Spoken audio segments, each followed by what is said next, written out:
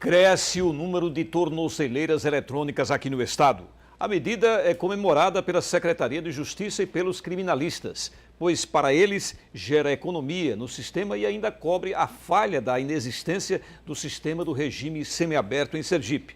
Mas a polícia condena o uso do equipamento, principalmente porque estimula a reincidência em atos criminosos.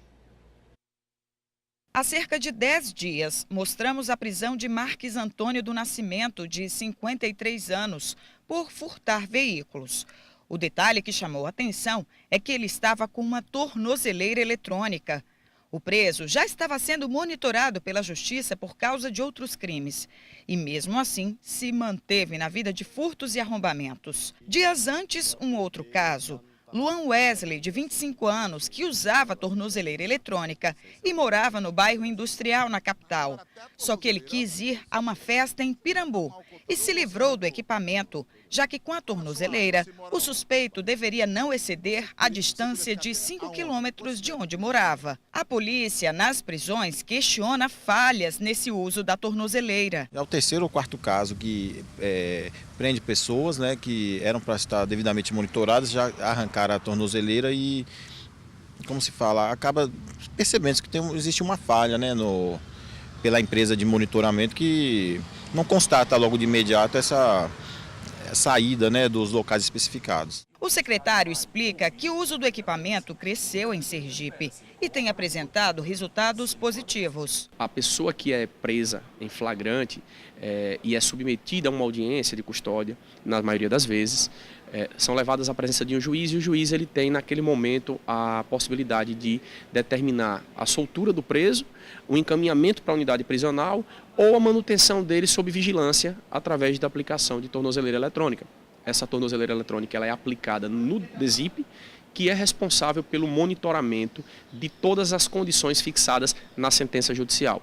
Então isso tanto pode acontecer com presos que são flagranteados, que são levados pela primeira vez à presença do juiz, na audiência de custódia, como também isso pode acontecer em presos que estão no sistema prisional. Este operador do direito, o advogado criminalista Emanuel Cacho, concorda com a eficiência desse tipo de penalidade, especialmente pelo custo do preso ao Estado. O custo de um preso no sistema penitenciário é de aproximadamente R$ 3.500 a R$ 4.000. O uso da tornozeleira, ela chega próximo a R$ 300 em média.